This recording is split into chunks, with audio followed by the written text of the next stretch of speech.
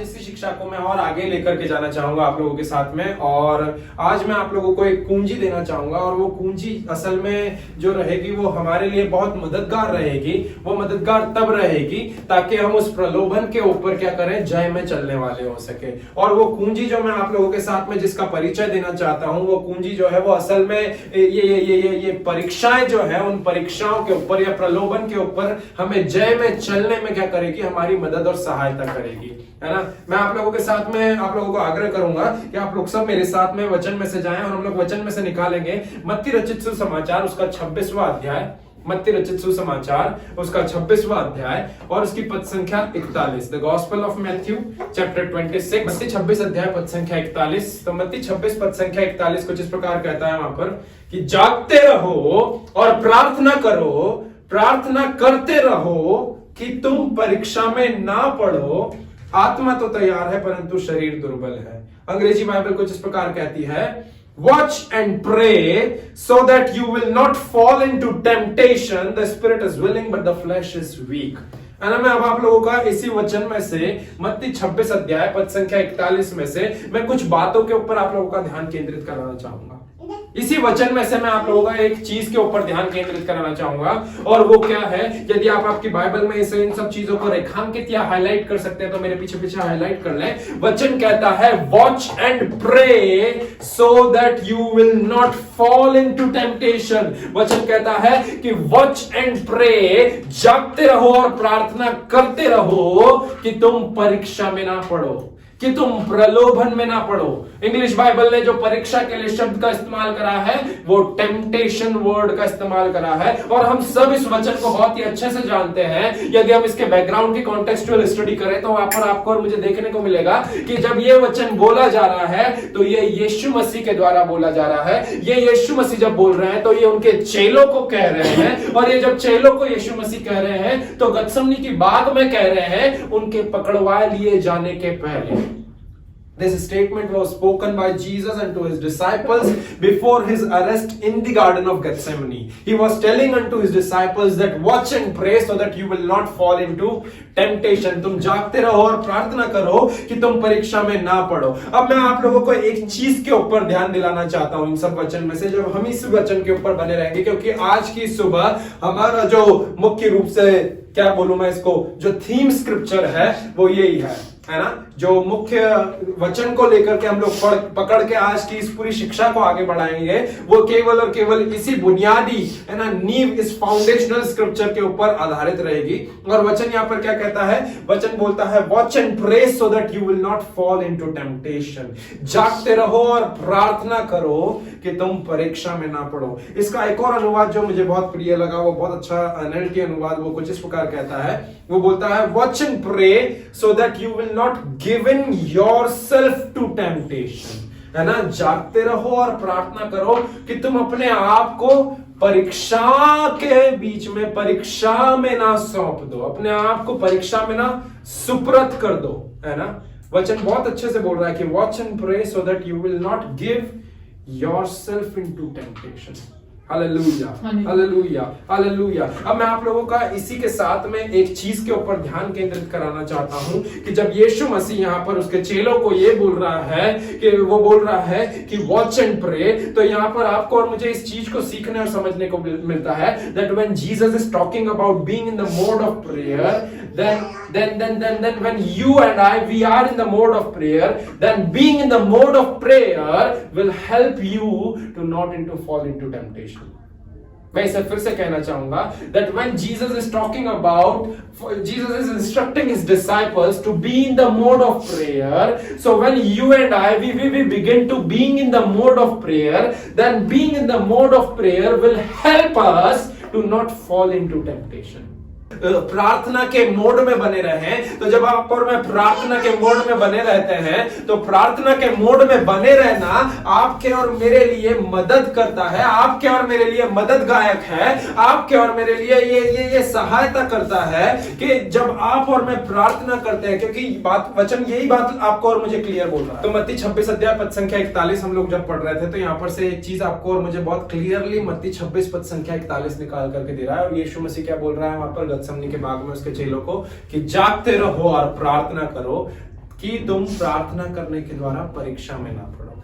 This is what Jesus actually मेंट, है ना, क्योंकि यीशु मसीह यही बोल रहा है कि when you are in the mode of prayer, when you are in the mode of prayer, जब आप एक प्रार्थना के मोड में रहते हैं, then being in the mode of prayer will help you actually to not fall into temptation। जब आप प्रार्थना के मोड में रहेंगे, चलो जब तुम प्रार्थना करते रहोगे तो प्रार्थना के मोड में बने रहना वो तुम्हारे लिए मददगार साबित होगा कि तुम परीक्षा में ना गिरने वाले हो सको, कि तुम प्रलोभन में ना पड़ने वाले हो सको। और इसी बात को यीशु मसीह एम्फसाइज करते हुए कह रहा है that when you pray then your prayer works as a defense system, when you pray your prayer works as a blockage that can block or that can dodge every temptation in your life। जब आप प्रार्थना करेंगे तो वो प्रार्थना करना आपका जो है वो एक डिफेंस सिस्टम, एक डिफेंस के रूप में काम करेगा। वो एक ब्लॉक करेगा, हर एक टेम्पटेशन को ब्लॉक करेगा। वो हर एक टेम्पटेशन जो आपके जीवन में प्रलोभन आ रहा है उसे डॉज करने में आपका प्रार्थना का जीवन आपकी मदद करेगा। आमेन, हालेलुया, हालेलुया। इसके साथ के साथ में आपको और मुझे ये भी चीज सीखना और समझना है कि जब परमेश्वर का यही वचन जब बात कर रहा है तो वचन केवल यही बात नहीं कर रहा है, परंतु मैं ऐसा कहूंगा कि ये वचन साथ के साथ में एक एक्शन और reaction kind of a verse है ना। एक्शन रिएक्शन कैसे? जैसे ही हम किसी चीज का मतलब उदाहरण के तौर पे यदि मैं जस्ट सिंपली बात कर रहा हूं कि मैंने मेरी बेटी को थोड़ी सी ऊंची आवाज में चिल्ला दिया तो I acted upon something and now what I will receive is her reaction, है ना। तो उसी प्रकार से जब यीशु मसीह भी यहां पर आपको और मुझे बोल रहा है तो वो एक action reaction kind of thing है। एक्शन की रिएक्शन कैसे? जैसे ही आप प्रार्थना करते हैं तो क्विकली उसका रिएक्शन फलस्वरूप आपको ये देखने को मिलेगा कि आप टेम्पटेशन से बचे रहेंगे। यदि हम इसी वचन में वापस से आए 26 अध्याय पद संख्या 41 में हमारा ध्यान केंद्रित करें तो वहां पर ये वचन को मैं दो भागों में विभाजित करना चाहूंगा। तो पहला वचन जो है वो पहला 41 पद संख्या का पहला भाग, वॉच एंड प्रे, तो it's a clear instruction from Jesus, है ना। जब यीशु मसीह बोल रहा है जागते रहो और प्रार्थना करो तो वो क्या है? वो एक यीशु मसीह की तरफ से दिए गए निर्देश है कि मैं कह रहा हूं तुम जागते रहो और प्रार्थना करो। That means Jesus is simply giving an instruction unto his disciples. Yeshu Masih उसके चेलों को कुछ निर्देश दे रहा है कि जब तुम अब उसके बाद में जब 20 उसी के सेकंड पार्ट पे 41 वर्स के सेकंड पार्ट पे आएंगे तो वो सेकंड वर्स क्या बोलता है? उसके सेकंड पार्ट क्या बोलता है? वो ये बोलता है सो that you will not fall into temptation. When you will bring watching and praying into your implementation, then you will see yourself not falling into temptation as a manifestation। जब आप प्रार्थना करोगे और जागते हुए प्रार्थना करते रहोगे तो वो प्रार्थना करना आपका क्या करेगा? वो आपको आपके अंदर ये इस इंप्लीमेंटेशन का आपका जब लागूकरण करेंगे आप तो उसके द्वारा आप परीक्षाओं से बचे रहेंगे। ये चीज आपके जीवन में देखने को मिलेगी। आमेन, हालेलुया, हालेलुया, हालेलुया, है ना। वचन क्या बोल रहा है? Watch and pray. तो वॉच एंड प्रे जो पहला भाग है वो क्या बोल रहा है? वो आपको और मुझे सिंपली कुछ चीजों को करने के लिए बोल रहा है। जागते रहो और प्रार्थना करो। प्रार्थना जब आप और मैं कर रहे हैं तो उसके फलस्वरूप आपको और मुझे क्या रिवॉर्ड मिलेगा?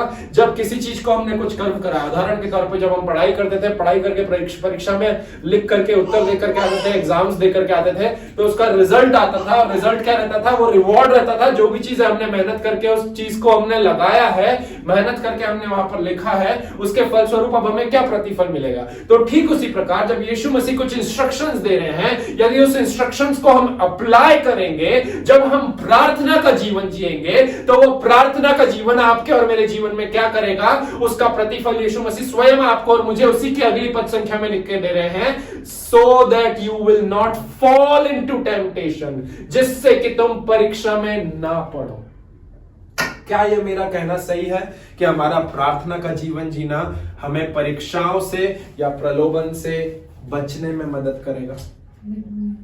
हालेलुया। जब हम एक प्रार्थना का जीवन जिएंगे, जब हम प्रार्थना करते चलेंगे, जब हमारा जीवन निरंतर प्रार्थना में ही बना रहेगा, हम प्रार्थना को प्राथमिकता देंगे तो वो प्रार्थना जो है वो हमें हर एक परीक्षाओं से, हर एक प्रलोभन से बचने में सहायता करेगा। क्योंकि ये मैं नहीं कह रहा हूं, ये खुदा का कलाम कह रहा है मत्ती 26:41 में कि प्रार्थना करो, जागते रहो और प्रार्थना करो कि तुम परीक्षा में ना पड़ो। That means when we come into the mode of prayer, then being in the mode of prayer will help us to not fall into the temptation. Amen. समझ पा रहे हैं इस चीज को? हालेलुया। अब आप सोचेंगे कि भला कैसे ये प्रार्थना जो है, ये परीक्षाओं वाले माहौल में, ये प्रलोभन वाली शिक्षा में प्रार्थना भला कैसे एक इन सब चीजों में आकर के मिल गई? पता है क्यों? When you are in the prayer mode, then you are in the power mode, है ना? जब आप प्रार्थना के मोड में रहते हैं, तब आप एक सामर्थ के मोड में आ जाते हैं। आमीन, हालेलुया। हम लोगों ने बहुत अच्छी एक आराधना में से होकर के गए। अब आराधना में बीच में हम लोगों ने इस चीज को देखा कि मेरी पत्नी जो है, पत्नी थोड़ी उस आराधना में एकदम से पवित्र आत्मा ने उनके ऊपर कब्जा लिया, और उसके बाद में क्या हुआ, वो एक प्रार्थना के मोड में चली गई, और प्रार्थना के मोड में जाने के बाद में उनकी टोन बदल गई। वो एक पावर के साथ में चीजों को बोलने लग गई थी। ये चीजें उनके साथ में नहीं है, ये हम लोगों के साथ में भी होती है। जब हम प्रार्थना में प्रेस ऑन करते हैं ना, ऑटोमेटिकली हमको लगता है कि हमारे अंदर कुछ पावर आ गया है। Hallelujah. So when you are in the prayer mode, then you are in the power mode. है ना? प्रार्थना कहां से इन सब चीजों में आकर के घुस गई? प्रार्थना कैसे हमारी परीक्षाओं में मदद कर सकती है? परीक्षा या प्रलोभन में पढ़ने में हमारी प्रार्थना कैसे मदद कर सकती है? आपने कई बार इस चीज को देखा होगा। मैं आप लोगों का ध्यान उस तरफ केंद्रित कराना चाहूंगा कि उन लोगों को आपने दृष्टि करी होगी जो कई कई घंटे प्रार्थनाओं में बिताते हैं, जो उपवास प्रार्थना का जीवन जीते हैं, जो मैं बोल रहा हूं कई घंटों प्रार्थना का जीवन जीते हैं, है ना? उनके अंदर आपको एक चीज मैनिफेस्टेड रूप में देखने को मिलेगी, that those person who are filled with spending hours and hours in prayers, है ना? hours and hours in prayers, जो जितने लोग 3 से 4 घंटे, 5 घंटे, 6 घंटे, 7 घंटे, 8 घंटे इतना टाइम प्रार्थना करने में बिताते हैं, then there is a surging and a bubbling power inside of them which is ready to be exploded anytime soon. उनके अंदर ही एक ऐसी सामर्थ वास करती है, उनके अंदर एक ऐसी सामर्थ रहती है, वो सामर्थ ऐसे बोलते हैं हम, उबाले खाती है कि वो कभी भी उनके जीवन में से बाहर निकलने वाली हो सके। ये सामर्थ आपको केवल उन्हीं लोगों में दिखने को मिलेगी जो अधिक से अधिक अपना समय प्रार्थना में बिताते हैं, प्रियो, है ना? अगर हम लोगों को ऐसा लगता है कि हमारे जीवन में क्या बोलते हैं, सामर्थ्य की कमी है, हमारे जीवन में ऐसा है, मैं कहूंगा प्रार्थना का जीवन अपना इवैल्यूएट करें, एनालाइज करें कि हम कितना घंटे प्रार्थना कर पा रहे हैं, है ना? कितने घंटे हम अपने प्रार्थना में दे पा रहे हैं। हमें हमारी प्रार्थना की कैपेसिटी को बढ़ाना है। जितना हम प्रार्थना की कैपेसिटी को बढ़ाएंगे ना, उतना हम हमारी हम परमेश्वर से और ज्यादा सामर्थ पाने वाले हो सकेंगे। आमीन, हालेलुया, हालेलुया। और इसीलिए मैं आप लोगों को इस चीज को भी कह पा रहा हूं, क्योंकि जितने भी लोग फास्टिंग और प्रेयर में रहते हैं, जितने भी लोग घंटे घंटे प्रार्थना करते हैं, तो आपको और मुझे ये चीज सीखने को मिलती है कि वो ऐसा क्यों कर पाते हैं। Because when they give in themselves unto the prayer, जब वे अपने आप को प्रार्थना में सौंप देते हैं, तो उनका प्रार्थना में सौंप दिया जाना, तो उनका प्रार्थना में सौंप दिए जाने के द्वारा they begin to receive power through their prayer, है ना? जब वे अपने आप को पूरा प्रार्थना में झोंक देते हैं, ये सही मालवी या खड़ा शब्द रहेगा कि जब आप अपने आप को किसी चीज में झोंक देते हैं, तो उस झोंके जाने के द्वारा उसके फलस्वरूप उनको क्या होता है? सामर्थ का अनुभव होता है। आमीन, हालेलुया, हालेलुया, हालेलुया, है ना? इसीलिए तो अगर आपने कलीसियाओं में देखा होगा, तो कलीसियाओं में हम इस चीज को देख पाएंगे कि जितने भी प्रार्थना करने वाले लोग रहते हैं ना, उनके नाम पे एक उपाधि लग जाती है, प्रेयर वॉरियर। क्यों बोला जाता है उन्हें प्रेयर वॉरियर? उन प्रार्थना करने वाले लोगों के जीवन में इस टाइटल को क्यों दे दिया जाता है? उनको ये भी तो बोला जा सकता है प्रेयरर, क्या ये प्रार्थना करने वाला व्यक्ति नहीं, but they has been called as prayer warrior. They are called as a prayer warrior because they are truly the warriors in their prayer life. The reason prayer warrior has been called as prayer warrior is because वे लोग सचमुच अपने प्रार्थना के जीवन में एक योद्धा के रूप में हैं। वे लोग सचमुच अपने प्रार्थना के जीवन में एक योद्धा के रूप में हैं। अब मैं आप लोगों को इस चीज को दोनों साथ में क्लियर करना चाहूंगा कि वे लोग प्रार्थना के जीवन में योद्धा के रूप में हो सकता है कि वे लोग शारीरिक रूप में कमजोर या निर्बल हो। जितने भी प्रार्थना योद्धाओं की बात कर रहा हूं कि the one who are a prayer warrior, they might look as a physical appearance, अगर हम लोग बाहरी रूप से देखें तो they may be weak in flesh, they may be of old age, they may be good for nothing. वे लोग हो सकता है कह रहे इनका तो कुछ और काम नहीं है इसलिए केवल प्रार्थना प्रार्थना प्रार्थना प्रार्थना वाले ही हैं. तो they may be weak in flesh, they may be old in age, they may be have nothing in their life in the natural perspective, but they are much more into the spiritual realm. वे लोग क्या है, आत्मिक दायरे में शारीरिक दायरे से कई गुना ज्यादा महान और कई गुना ज्यादा सामर्थी और कई गुना ज्यादा विशाल है ना. कई बार हम लोग देखते हैं कि चर्चेस में क्या बोलते हैं, ओल्ड एज लोग जो रहते हैं वो लोग बहुत सारे जो रहते हैं वो लोग उनको प्रेयर वॉरियर करके, क्योंकि अरे इनके पास में तो रिटायर हो गए, कुछ और काम नहीं है, ये नहीं. बट आपको और मुझे ये चीज समझना है कि जितना समय वो अपना प्रार्थना में झोंकते हैं, जितना समय वो अपने आप को प्रार्थना में स्वयं को झोंक देते हैं, है ना. झोंकना में सही में इस शब्द को लेना चाहूंगा क्योंकि झोंका पता है किसी में जाता है, आग में झोंकना और ये सारी चीजें, इसलिए इस शब्द को. तो जितना समय वो अपना झोंकते हैं प्रार्थना में, जितना वे लोग प्रार्थना में अपने आप को प्रेस ऑन करते हैं, वो शारीरिकता में आपको उतने ही दुर्बल और उतने ही कोमल या उतने ही कमजोर दिखेंगे, परंतु मैं कह रहा हूं उनकी आत्मा आपकी आत्मा से बड़ी ही विशाल, उनके आत्मिक गुण आपके आत्मिक गुणों से और भी ज्यादा पावरफुल, उनके अंदर जो सामर्थ्य है वो सामर्थ्य आप में से और भी ज्यादा कई गुना सामर्थ्य रहेगी. Why? Because they are spending their time in prayer, and when they are in a prayer mode then they are in a power mode. Hallelujah hallelujah hallelujah.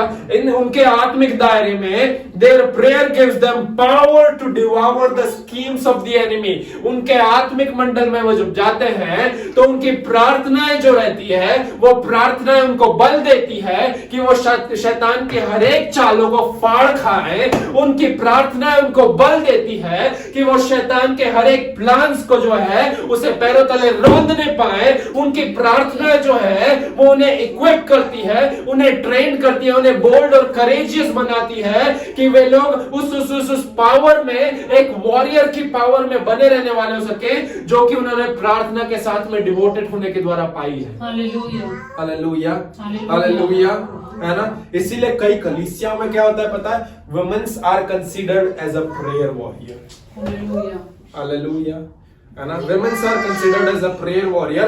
Now मैं जब यहाँ पर लोगों की स्त्रियों की बोल रहा हूँ कि स्त्रियों को कई कलीसियाओं में प्रार्थना योद्धा के रूप में बताया जाता है, तो हर उस स्त्री को नहीं कि हर अच्छा चलो ठीक है इस कलीसिया में जो स्त्रियां हैं तो इतनी स्त्रियां हैं, ये पूरी स्त्रियां ही सारी की सारी प्रार्थना करने वाली स्त्रियां. बिकॉज नो, हर स्त्री के अंदर प्रार्थना करने का गुण नहीं होता है ना. ऐसा नहीं होता कि पास्टर साहब पुलपिट पे से खड़े होकर के बोल देते कि अरे आप लोग, आप 5 लोग आप प्रेयर वॉरियर हैं. जितने भी लोग कोई से भी स्त्री को भी यदि प्रार्थना योद्धा की उपाधि देते हैं तो वे उनका प्रार्थना का जीवन देखते हैं कि कितना प्रार्थना करता है ये व्यक्ति, ये स्त्री कितनी प्रार्थना कर रही है, ये 4-4 8-8 घंटे प्रार्थना कर रही है, ये जब होल नाइट प्रेयर हो रही है तो ये होल नाइट प्रेयर में भी अपना योगदान दे रही है. इससे अगर हम लोग प्रार्थना कहने के लिए बोले, इसको बोलते हैं कि बर्थडे के लिए प्रार्थना करें तो ये बर्थडे के लिए 1.5 घंटे की प्रार्थना करती है. इसको बोले हम लोग कि सोने जाने के लिए प्रार्थना करें तो सोने जाने की प्रार्थना 10 बजे चालू करिए और 2 बजे तक इसकी सोने जाने की प्रार्थना खत्म नहीं हो रही है. इसको बोले खाने के लिए प्रार्थना करें, खाना पूरा ठंडा हो गया, खाने के ऊपर मक्खी बैठने लग गई, ये कितनी प्रार्थना करती है. आपको उनके गुणों से देखने को मिलता है. And then that woman has to be considered as a prayer warrior. Not any one of them. Randomly किसी भी स्त्री को नहीं बोल दिया जाता है क्या रे ये प्रार्थना करने वाला व्यक्ति, ये प्रार्थना करने वाली व्यक्ति नहीं है. But the one who spend hours and hours on their knees praying and getting powerful and powerful, है ना, जो घंटों घंटों अपने घुटनों पर आकर के प्रार्थना करना, मध्यस्थता करना, विनती करना, धन्यवाद देते रहना, इस मोड में बने रहते हैं. Refuelling their inner man and recharging their spirit by plugging themselves into the prayer. वे स्त्रियां जो अपने आप को घुटनों पर लेकर के आ जाती हैं, वे स्त्रियां जो अपने इनर मैन को रिफ्यूल करने लग जाती है ना. रिफ्यूल करना मतलब ये कि जैसे पेट्रोल खत्म हो जाता है तो टंकी में पेट्रोल डलाते हैं, वो वैसे ही अपने भीतरी मनुष्यत्व को क्या करती है, रिफ्यूल करने लग जाती है. अपने आत्मिक जन को रिचार्ज करने लग जाती है. कैसे? प्रार्थना में अपने आप को प्लग इन कर देने के द्वारा. आमीन, हालेलुया हालेलुया. तो जब वे ऐसा करती है ना, तो जब वे प्रार्थना में अपने आप को झोंक देती है, then they transform from being a कोमल एंड निर्मल पात्र इनटू नारी शक्ति जिंदाबाद वाली स्त्री। वे स्त्रियां जो रहती है वो शारीरिक दशा में फिर भी निर्मल और कोमल पात्र रहेंगी, बट आत्मिक दशा में वो नारी शक्ति जिंदाबाद वाली एक देबोरा के रूप में बन जाती है। Amen, hallelujah. So when you pray it's like that only. जब आप और मैं प्रार्थना करते हैं ना, वो ऐसा ही होता है, वो ऐसा ही होता है। It's like the way, just जैसे ही हम हमारे फोन को क्या करते हैं, चार्जिंग में लगाते हैं, है ना। हम क्या करते हैं, हम हमारे फोन को चार्जिंग में इसीलिए लगाते हैं क्योंकि हमको मालूम है कि इसका परफॉर्मेंस कहीं ना कहीं कुछ ना कुछ ऐसा रहता है कि इसका परफॉर्मेंस है, इसका बैटरी बैकअप या इसकी ये चीजें जो है ये तो कहीं ना कहीं हम लोगों को कुछ दिक्कत देने लग जाएगी, हमारा फोन अच्छे से परफॉर्म नहीं कर पाएगा। So in order to optimize its performance and its working, हम क्या करते हैं, उसे इलेक्ट्रिसिटी प्लग में उसकी बैटरी को चार्जिंग में लगा देते हैं। इन द सेम वे, जब आप और मैं अपने आप का प्रार्थना का मोड चालू करते हैं, तो प्रार्थना का मोड पता है क्या करता है, इट गेव अस पावर। वो आपको और मुझे सामर्थ्य देता है। जब जब जब जब इलेक्ट्रिसिटी के सॉकेट में आपका और मेरा फोन चार्जिंग में रहता है, तो हमें उस केबल में से कुछ भी नहीं दिखता है। कितने लोग देख पाते हैं जो करंट प्रवाहित होता है वो हमारे मोबाइल में जाते हुए, क्या हम उस बिजली को दौड़ते हुए देख पाते हैं? नहीं देख पाते, क्योंकि वो उस वायर के माध्यम से जाती है। इन द सेम वे, जब आप और मैं प्रार्थना में अपने आप को लेकर के आते हैं, जब हम हमारा प्रार्थना का मोड चालू करते हैं, हम अपने आप को किसके साथ में, पिता के साथ में कनेक्ट कर लेते हैं। और अब जब हम पिता के साथ में कनेक्ट करे हुए हैं, तो वो वायर अदृश्य है परंतु सामर्थ्य आ रही है। समझ पा रहे हैं इस चीज को? हम हमारे मोबाइल की बैटरी के परसेंटेज के द्वारा, आजकल का जो स्मार्टफोन का जमाना आ गया है उसके द्वारा हमें पता चल जाता है कि अच्छा 50% मोबाइल चार्ज हो गया है, 52% मोबाइल चार्ज हो गया है, 95% हो गया है, ये हो गया है, वो हो गया है। So that's how we can know that now हमारे मोबाइल के अंदर इलेक्ट्रिसिटी के माध्यम से सामर्थ्य भर रही है, परंतु आप और मैं आत्मिकता में हम अपने आप को कैसे भाव सकेंगे कि हमारे अंदर सामर्थ्य भर रही है? I will gonna say through prayer, through praying life. एक प्रार्थना का जीवन जीने ही के द्वारा आपके और मेरे जीवन में वो सामर्थ्य बढ़ती जाएगी, बढ़ती जाएगी, बढ़ती जाएगी। When you and I will gonna switch on or turn on the prayer mode, जब आप और मैं एक प्रार्थना के बटन को, खटके को चालू कर देंगे, what it does is it begins to give us power, it begins to store power inside of us। वो आपके और मेरे जीवन में क्या करती है? वो सामर्थ्य को अंदर के अंदर बनाने लगती है, वो उसे स्टोर करके रखने लगती है। और वो सामर्थ्य जब स्टोर होती है तो वो आपको और मुझे क्या करती है? It will gonna help you and I to not fall into temptation. समझ पा रहे हैं आप इस चीज को? वो आपके और मेरी मदद करेगा कि आप और मैं परीक्षा में ना गिरने वाले हो सके, ना गिरने वाले हो सके। मैं इसे इस चीज के इस रूप से आप लोगों के साथ में रखना चाहूंगा कि when you are a prayerless person then you are a powerless person. जब आप एक प्रार्थना रहित व्यक्ति हैं तो आप एक सामर्थ्य रहित व्यक्ति हैं। मैं फिर से कहूंगा that when you are a prayerless person then you are a powerless person। जब आप एक प्रार्थना रहित व्यक्ति हैं तब आप एक सामर्थ्य रहित व्यक्ति है, शक्तिहीन व्यक्ति है। And so if you are a prayerless person then you are prone to be tempted। यदि आप प्रार्थना रहित व्यक्ति हैं तो आप प्रार्थना रहित व्यक्ति होने के कारण आप हमेशा मुख्य निशाने पे रहेंगे कि आप परीक्षा में पड़ जाएं। समझ पा रहे हैं आप इस चीज को? And then you will frequently be tempted. When you are a prayerless person, then you will be prone to be tempted, and then you will be frequently be tempted, and at the end you will definitely fall into the temptation। Hallelujah. Hallelujah. Hallelujah.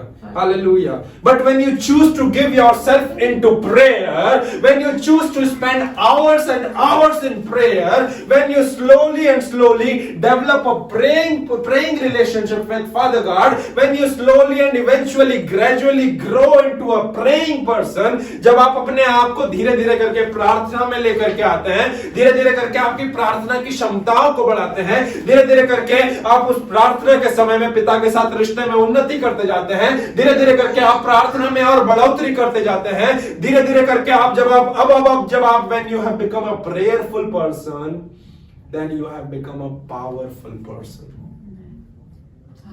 Hallelujah. Hallelujah.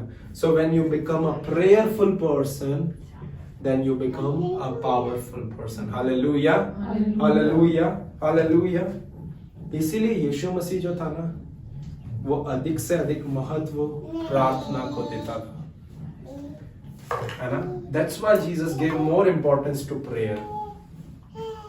Jesus gave more importance to prayer. हम लोगों को कई बार लगता है that he was a good preacher. He used to preach. यीशु मसीह जो था वो प्रचार करने में बहुत अच्छा था, वो शिक्षा देने में बहुत अच्छा था, वो चिन्ह चमत्कार, साइंस, वंडर्स और सुपरनैचुरल मिरेकल्स करने में बहुत अच्छा था. But that's not it. I said that's not it. है ना? यीशु मसीह प्रार्थना करने में भी अच्छा था. He prayed so much. He prayed so much more than anyone of else can ever do. है ना? वो हमसे भी ज्यादा कई प्रार्थना करा करता था. Hallelujah. Hallelujah. The Bible says that Jesus has separated his prayer life from his ministry. The Bible also says that Jesus has separated his prayer life even from his personal life as well. यीशु मसीह ने अपने प्रार्थना के जीवन को अपनी सेवकाई से पूरा अलग करके रखा था. यीशु मसीह ने अपने प्रार्थना के जीवन को अपने व्यक्तिगत जीवन से भी पूरा, अपने पारिवारिक जीवन से भी पूरा अलग करके रखा था. हालेलुया. यही तो वचन कहता है, वचन क्लियरली बोलता है कि Jesus often willingly choose to go into the solitude places to pray alone with father. Yeshu Masih कई बार अपने आप को अलग करके, एक अलगदाई के जीवन में होकर के, एक अलगदाई के उन पलों को लेकर के एकांत में जाकर के पिता के साथ प्रार्थना में समय बिताया करता था. और ये केवल एक बार का नहीं है. That is not for once और twice. But the Bible clearly says that he often withdrew. वो कई बार ऐसा करा करता था. He often withdrew to isolate places to pray unto the Father. वो कई बार अपने आप को अलग करके पिता के साथ में प्रार्थना करता था. एक बार या दो बार का नहीं है. बाइबल बताती है कि ये कई बार करा करता था यीशु मसीह. Amen. पता है क्यों? Because it was in his nature and it was in his character to pray.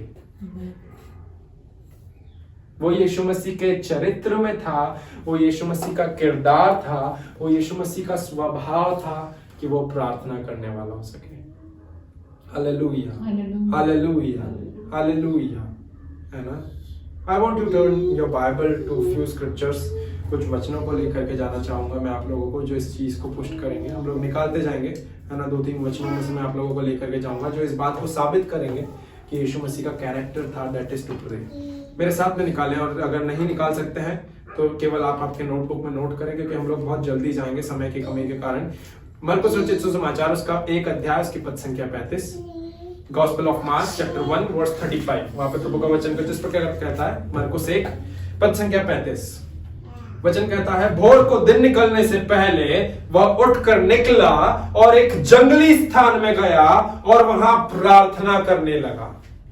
भोर को दिन निकलने से पहले, भोर को दिन निकलने से बहुत पहले, है ना? इससे पहले सूर्योदय हो, इससे पहले सूर्य की पहली किरण जो है वो फटे, उसके पहले ही वह उठकर निकला और एक जंगली स्थान में गया और वहां प्रार्थना करने लगा. मुझे इसका अंग्रेजी अनुवाद बहुत अच्छा लगता है. वहां पर वचन बोलता है, before day break the next morning Jesus got up and went out to an isolated place to pray. Before the day break the next morning Jesus got up and went out to an isolated place. Yeshu Masih के एकांत वाले माहौल में गया, एक एकांत वाले समय में गया, एक एकांत वाली जगह पर गया. And what he does over there, he spent a quiet time with Lord. है ना? हम लोग जब बाइबल कॉलेज में थे तो हमने इस चीज को देखा था. हमारा एक सुबह का समय हुआ करता था और उस समय को कहा जाता था क्वाइट टाइम, है ना? और वो क्वाइट टाइम से ही मेरी एक आदत, गंदी आदत लगी है कि I want to spend quiet alone time with God, है ना? मैं अलग प्रार्थना करना बहुत ज्यादा प्रेफर करता हूँ. और उस टाइम पे हम लोगों ने देखा था कि जब मॉर्निंग डिवोशन होता था, हम लोग शायद 100 से 150 स्टूडेंट्स थे, परंतु 100 से 150 स्टूडेंट्स हमारे बाइबल कॉलेज के कैंपस में जो है कोई जंगलों में जाकर के प्रार्थना करता था, कोई छत पे आकर के अकेले में प्रार्थना करता था, कोई अपने कोने कचाड़े ढूंढते थे सब लोग, because they used to spend quiet time alone with God. एक आइसोलेटेड प्लेसेस को लोग प्रेफर करते थे जहां पर उनके साथ में किसी का भी थर्ड पार्टी का इन्वॉल्वमेंट ना, कोई भी इंटरफेयर करने वाला ना। एक और वचन को निकालेंगे, मरकुस रचित सुसमाचार में ही बने रहेंगे, उसके 6वें अध्याय पद संख्या 46 को। The gospel of Mark chapter 6 verse number 46। Gospel of Mark chapter 6 verse 46, वहां पे वचन क्या कहता है? यीशु ने उन्हें विदा करके वहां पहाड़ पर प्रार्थना करने को गया। यीशु उन्हें विदा करके वह पहाड़ पर क्या करने को गया? प्रार्थना करने को गया। यीशु मसीह ट्रैकिंग करने को नहीं गया। यीशु मसीह चोटी के शिखर पर ये चीज को लिए नहीं गया कि अरे मेरी बहुत ज्यादा कैलोरीज, मेरा बहुत ज्यादा मोटापा है, चर्बी आ गई है, थोड़े से कैलोरीज बर्न कर लेता हूं, एक इंक्लाइन प्लेन पे चले जाता हूं, थोड़ा सा क्या होगा, एक्सरसाइज हो जाएगी, टमी जो है वो कम हो जाएगा। नहीं नहीं नहीं, वचन क्या बोलता है? लोगों को यीशु ने विदा करा और विदा करके वह पहाड़ पर प्रार्थना करने को गया।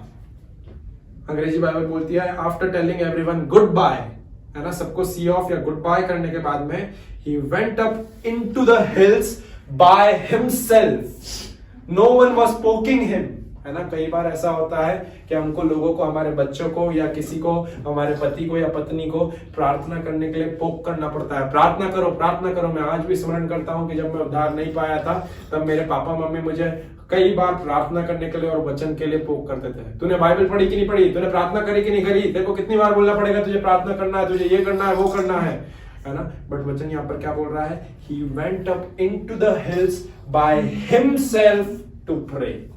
पिता उससे नहीं बोल रहा था कि हाँ यीशु आजा प्रार्थना कर, यीशु जल्दी आजा, मैं तेरे साथ में प्रार्थना कर, मुझसे प्रार्थना कर। Nobody was telling him. It was inspired by himself within, है ना। It was inspired, it was inwardly prompted from within Jesus to pray unto God, है ना। That's how you and I also need to be. पति या पत्नी या mummy daddy जो है वो पीछे से पोक करने वाले या टोंचने वाले ना हो सके कि नहीं प्रार्थना करो, प्रार्थना करो, प्रार्थना करो। This is something that needs to come from inside of our spirit. It has been come out of Jesus' spirit. वचन क्या बोल रहा है?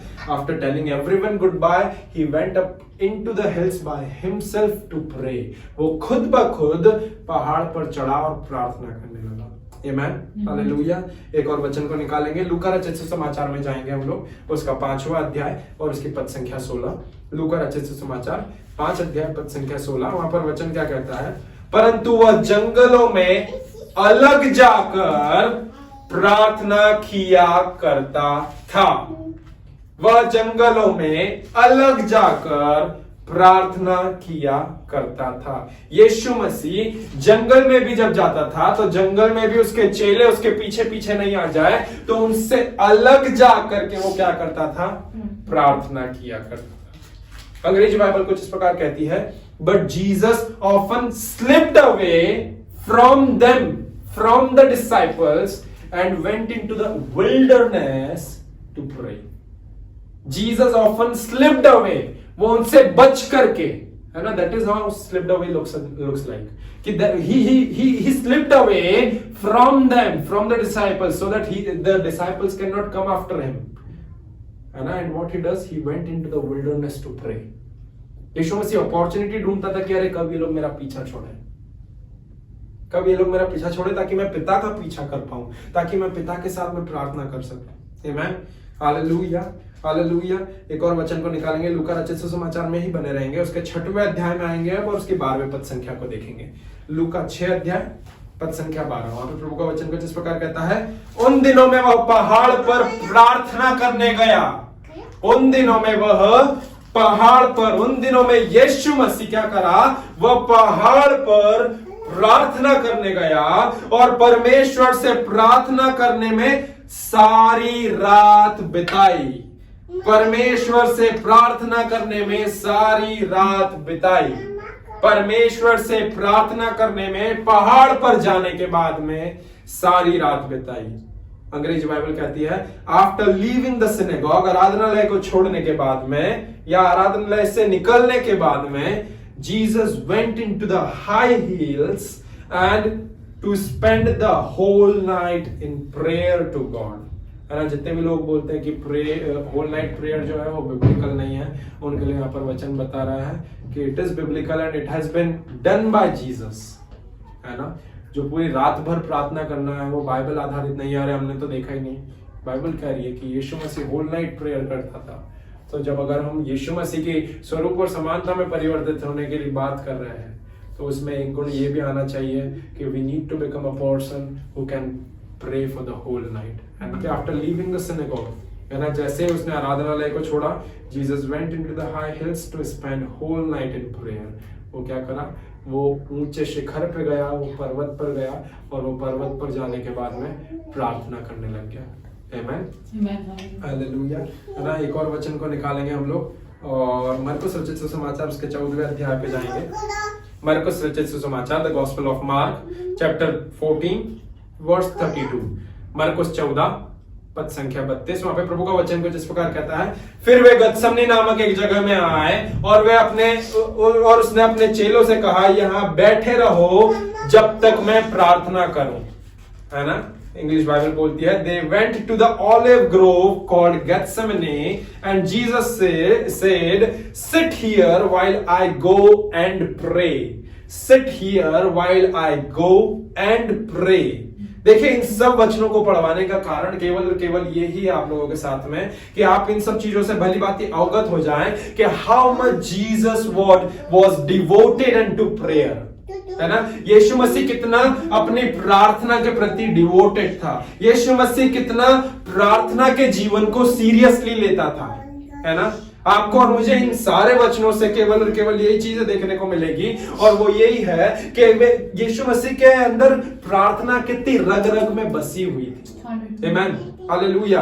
He was not only a good preacher, Jesus was not only a good healer or a deliverer, but along with that, Jesus was also a good praying person as well. यीशु मसीह क्या था, उसके साथ में यीशु मसीह एक अच्छा प्रार्थना करने वाला व्यक्ति भी था। Amen? हालेलुया। मैं इस चीज को ऐसे ही रखना चाहूंगा। In fact, let me put it in this way, that the actual source behind Jesus being a good preacher or teacher, the source behind Jesus being good in healing and delivering people from their oppression was actually him being devoted or him being serious about prayer. यीशु मसीह का असल में इतना अच्छा प्रचारक होना, यीशु मसीह का असल में इतना अच्छा शिक्षक होना, यीशु मसीह का असल में इतना अच्छा चंगा करने वाला या छुटकारा देने वाला या चिन्ह चमत्कार अद्भुत काम करने वाला, इतना सब यीशु मसीह का अच्छा होने का एकमात्र कारण या इसके पीछे एकमात्र जो कुंजी है वो कुछ और नहीं परंतु उसका व्यक्तिगत, उसका एकांत में, उसका अलगदाई का प्रार्थना का जीवन है प्रियो। आमेन, हालेलुया, हालेलुया, हालेलुया। है ना, उसका प्रार्थना का जीवन है, क्योंकि जब भी वो प्रार्थना के लिए पिता के साथ में अकेले समय बिताता था तब वो उस प्रार्थना के समय में पिता के ओर से उस सामर्थ को पाता था जिसके द्वारा वो बोल्डनेस के साथ में और अधिकार के साथ में प्रचार करने वाला हो सके। Whenever he used to go and spend time in prayers with his father, in that prayer time, what he does is he receives that power so that by gaining that power, he can preach and teach with boldness. He can rebuke and he can deliver the people from their oppression and from their sickness with boldness and authority. Amen. वो अधिकार और वो हियाव कहां से आया यीशु को? वो अधिकार और वो हियाव कहां से आया? वो केवल और केवल प्रार्थना के जीवन से आया। Amen. Hallelujah. That's where he gained that power to heal the sick. उस प्रार्थना के जीवन के द्वारा उसे वो चंगा करने का एक सामर्थ पाया। उसी प्रार्थना के द्वारा उसे कोड़ियों को शुद्ध करने का, मुर्दों को जिला देने का, इन सभी का अधिकार उसका पीछे का सोर्स या उसका बिहाइंड द सीन या बिहाइंड द कर्टेन जो एक काम था वो कुछ और नहीं परंतु प्रार्थना का जीवन था प्रियो। हालेलुया। हालेलुया। इसीलिए मैं आप लोगों को पहले भी कह रहा था that when you are a prayerful person then you become a powerful person। जब आप एक प्रार्थना भरे व्यक्ति रहते हैं तब आप एक सामर्थ भरे व्यक्ति हैं। जब आप प्रार्थना के साथ वाले व्यक्ति हैं तो आप प्रार्थना, जब आपके अंदर प्रार्थना पूरी कूट कूट के भरी हुई है तो इसका मतलब यह है कि आपके अंदर सामर्थ पूरी कूट कूट के भरी हुई है। when you are a prayerful person then you become a powerful person।